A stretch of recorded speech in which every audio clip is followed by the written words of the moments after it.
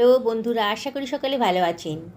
আচ্ছা, আপনারা কি জানেন কাঁচা ডিমের মধ্যে দুখানা সেদ্ধ ডিম দিয়ে অসাধারণ টেস্টি একটা রেসিপি বানানো যায়? চলুন তাহলে আজকে বানিয়ে দেখাই আপনাদেরকে। আমি এখানে প্রথমে 3খানা মাঝারি সাইজের আলু নিয়ে নিয়েছি। আলুগুলোকে আমি ভালো করে ধুয়ে পোষা করে নিয়েছি। এবার আলুর খোসাগুলো আমি কেটে বাদ দিয়ে দিচ্ছি। আলুগুলোকে আমি ডুমডুম করে কেটে নেব। আলুগুলো কাটা হয়ে গেছে। আলুর ভিতরে অনেক স্টার্চ থাকে, তাই আলুগুলোকে আমি একটু ভাপাতে দিয়ে দিচ্ছি।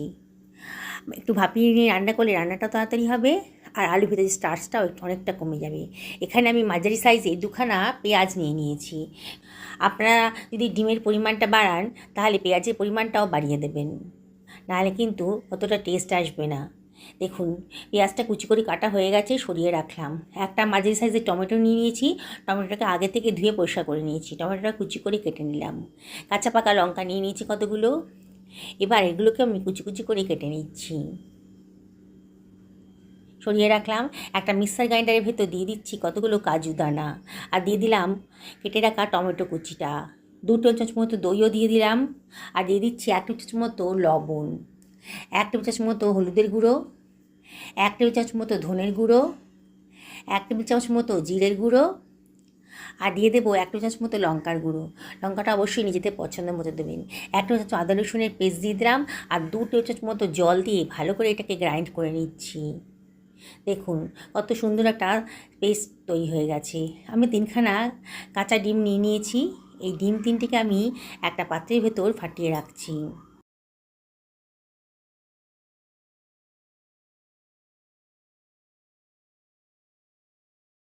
আমি 2খানা ডিম আগে থেকে সেদ্ধ করে রেখেছিলাম। এই সেদ্ধ ডিম দুটোকে আমি এবার এই কাঁচা ডিমের মধ্যে মিশিয়ে দেবো। দেখুন আমি কিভাবে দিচ্ছি। আমি একটা গ্রেটার নিয়ে নিয়েছি। গ্রেটারের বড় মুখটা দিয়ে আমি একটা ডিমকে, মানে ডিম সেদ্ধটাকে গ্রেট করে নিচ্ছি। আর একটা ডিমকেও আমি একইভাবে গ্রেট করে নিচ্ছি।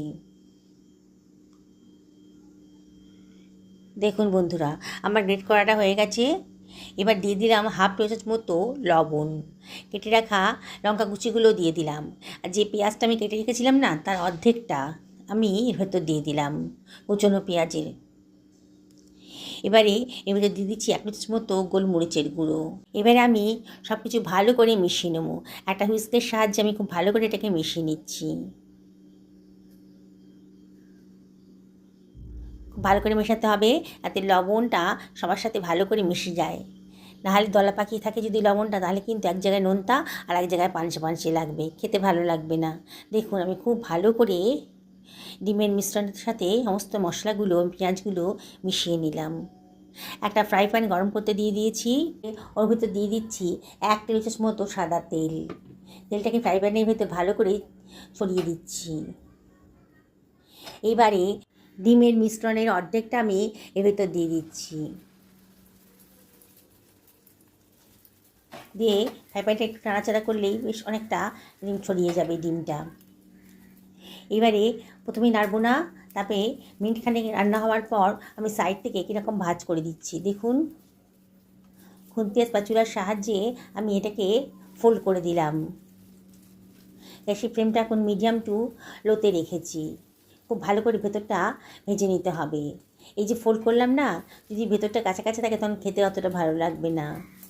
দেখুন আবারও ফোল্ড করে সুন্দর করে ডিমের অমলেটটা ভেজে নিলাম। এবার এটাকে আমি ভাগ করে নিচ্ছি। বন্ধুরা, রেসিপিটি যদি ভালো লাগে তাহলে লাইক, শেয়ার, কমেন্ট করতে কিন্তু ভুলবেন না। দেখছেন তো, একেবারে নতুন ধরনের রেসিপি আজকে তৈরি হয়ে যাচ্ছে। এত অল্প খরচের ভেতর এত সুন্দর যে একটা রেসিপি বানানো যায়, আপনারা না দেখলে বিশ্বাসই করবেন না। ডিমের টুকরোগুলো খুব এপিট পিট ভালো করে ভেজে নিচ্ছি। দেখুন সুন্দর করে ভাজা হয়ে গেছে। এইবারে আমি এগুলোকে অন্য একটা পাত্রের ভেতর তুলে রাখছি। ওই ফ্রাই প্যানের ভেতরে দিয়ে দিলাম আরও 1 টেবিল চামচ মতো সাদা তেল। এবারে বাকি ডিমের মিশ্রণটা আমি এর ভেতর দিয়ে দিচ্ছি। একইভাবে আমি এটাকেও একটা সুন্দর করে অমলেট বানিয়ে নেব। পুরনো বন্ধুদেরকে অনেক ধন্যবাদ, তাদের সাপোর্টের জন্যই এত দূর আসতে পেরেছি। তাও আপনাদের কাছে একটা রিকোয়েস্ট আছে, যদি রেসিপিটা ভালো লাগে তাহলে লাইক, শেয়ার, কমেন্ট করতে কিন্তু ভুলবেন না।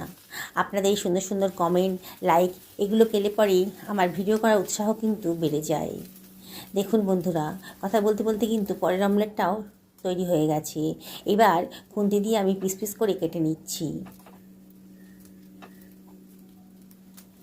দেখুন আমার অমলেটের টুকরোগুলো রেডি হয়ে গেছে। এবার এপিট ওপিট ভালো করে একটু ভেজে নেব, নিয়ে অন্য একটা পাত্রের ভেতর এটা তুলে রাখছি।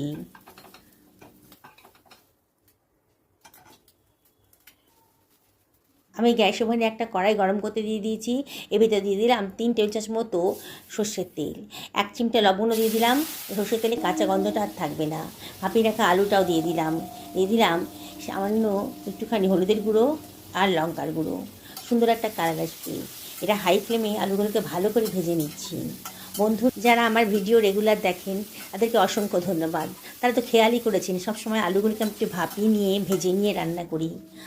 এটা করলে পরে কিন্তু সত্যি বলছি দারুণ সুস্বাদু হয়, আর আলুর ভিতরে যে স্টার্চটা থাকে সেটাও কিন্তু অনেকটা কম হয়। আমার আলুগুলো ভাজা হয়ে গেছে, আমি এটাকে অন্য একটা পাত্রের ভেতর তুলে রাখছি। ওই তেলের ভেতরেই দিয়ে দেবো গোটা গরম মশলা, আর দিয়ে দেবো হাফ টি চামচ মতো গোটা জিরে। এটাকে নাড়াচাড়া করে একটুখানি ফ্রাই করে নেব। শুকনো একটা গন্ধ বেরোতে শুরু করে দিয়েছে, বোঝা যাচ্ছে যে মশলাটা ভাজা হয়ে গেছে। এবারে আমি যে পেঁয়াজটা কেটে রেখেছিলাম সেই পেঁয়াজটা দিয়ে দিলাম, দিয়ে এবার একটু সব কিছু ভালো করে মিশিয়ে নিচ্ছি। দেখুন আস্তে আস্তে কিন্তু পেঁয়াজের কালারটা চেঞ্জ হয়ে গেছে। এবার আমি এর ভেতর দিয়ে দেবো গ্রাইন্ড করে রাখা মশলার পেস্টটা। মিক্সার গ্রাইন্ডারটা ধুয়ে একটু জলও এর ভেতর দিয়ে দিলাম, দিয়ে সব কিছু ভালো করে মিশিয়ে নেব। তাড়াতাড়ি রান্নাটা হয়ে যাবে বলে আমি এটা ঢাকা দিয়ে মিনিট 2 রান্না করে নেব, মিডিয়াম টু লো ফ্লেমে। 2 মিনিট বাদে দেখুন, দেখেই মনে হচ্ছে মশলাটা কিন্তু অনেকটাই কষানো হয়ে গেছে। আরও কষাতে হবে, যত কষাবেন ততই কিন্তু রান্নার টেস্টটা ভালো আসবে। সব কিছু নাড়াচাড়া করে দিলাম। আমি এখানে অল্প অল্প জল দিয়ে মশলাটাকে ভালো করে কষিয়ে নেব, এক্সট্রা তেল দেবো না। অল্প অল্প জল দিয়ে মশলাটা খুব ভালো করে কষানো হয়ে যাবে। দেখুন আস্তে আস্তে কিন্তু মশলার গা থেকে তেল বেরোতে শুরু করে দিয়েছে। এইবারে আমি দিয়ে দিচ্ছি ভেজে রাখা আলুর টুকরোগুলো, সব কিছু খুব ভালো করে মিশিয়ে নিচ্ছি। মিনিট খানেক নাড়াচাড়া করে এটাকে ভালো করে মিশিয়ে নিতে হবে। বাটি ধুয়ে সামান্য একটু জলও দিয়ে দিলাম, তাহলে কিন্তু পোড়া লেগে যেত। মিনিট খানেক ভালো করে কষিয়ে নিয়ে আমি এটাকে ঢাকা দিয়ে আরও মিনিট 2 রান্না করে নেব। 2 মিনিট বাদে দেখেই মনে হচ্ছে মশলাটা কিন্তু খুব ভালো করেই কষানো হয়ে গেছে। এবার আলুটাকে একটু চেক করে নেবো সিদ্ধ হয়েছে কিনা। দেখুন একেবারে সুসিদ্ধ হয়েছে, সুন্দরভাবে খুন্তি গা দিয়ে কেটে গেল। এবার এর ভেতর দিয়ে দিচ্ছি গরম জল, বেশ খানিকটা পরিমাণ, মানে 1 বাটির একটু বেশি জল দিলাম। গরম জল দেওয়ার চেষ্টা করবেন, তাহলে রান্নার কালারটাও ভালো থাকবে আর রান্নাটাও খুব তাড়াতাড়ি হয়ে যাবে। ঝোলটা ফুটে উঠতে শুরু করেছে যখন দিয়ে দিলাম কাঁচা লঙ্কা। এবার ডিমের অমলেটগুলো, মানে অমলেটের টুকরোগুলো এর ভেতর দিয়ে দিচ্ছি। দেখছেন তো বন্ধুরা রেসিপিটা কত বানানো সোজা, আর খেতে কিন্তু সত্যি অসাধারণ। আপনারা তো অমলেটের ঝোল অনেক খেয়েছেন, আমার মতন করে বানিয়ে খেয়েছেন কি? যদি না খেয়ে থাকেন তাহলে অবশ্যই এটা বানিয়ে খান। গোলমরিচের গুঁড়ো দিয়ে দিলাম, আর কসুরি মেথি হাতে ডলে ওর ভেতর দিয়ে দিচ্ছি। সুন্দরভাবে রান্নাটা কিন্তু শেষ হয়ে আছে। ঝোলটা একটু ফুটতে দেবো মিনিট 2 হাই ফ্লেমে, ঢাকা দিয়ে আরও 2 মিনিট লো ফ্লেমে ফুটিয়ে নিলাম। এবারে আমি দেখুন গরম গরম সার্ভ করে দেবো। গ্যাসের ফ্লেমটা অফ করে দিয়েছি। গরম গরম ভাতের সাথেই বলুন, রুটির সাথেই বলুন, লুচি পরোটার সাথেই বলুন, সত্যি বলছি দারুণ টেস্টি। একবার অবশ্যই এরম করে বানাবেন, আর যেদিনকে বানাবেন না সেদিনকে আমাকে অবশ্যই কমেন্ট করে জানাবেন যে আপনাদের এই রেসিপিটা কেমন লাগলো। অসাধারণ টেস্টি একটা রেসিপি তৈরি হয়ে গেল আজকে অল্প খরচের মধ্যে। অনেকেই হয়তো এই ধরনের রেসিপিটা আগে কোনো দিনও খাননি। বন্ধুরা আমি বারে বারে আপনাদেরকে রিকোয়েস্ট করছি একদিন অন্তত এইভাবে বানিয়ে খান। দেখুন কি সুন্দর দেখতে লাগছে। কে বলবে এত অল্প খরচের মধ্যে এত সুন্দর একটা রেসিপি তৈরি করা যায়। দেখুন কালারটা কত সুন্দর দেখতে লাগছে, দেখেই খেতে ইচ্ছে করছে না? তাহলে দেরি করছেন কেন? ফ্রিজে তো ডিম আছেই, বার করে রান্না করে ফেলুন না। গরম গরম ভাতের সাথে এরকম একটা রেসিপি থাকলে এক থালা ভাত কিন্তু নিমেষেই শেষ হয়ে যাবে।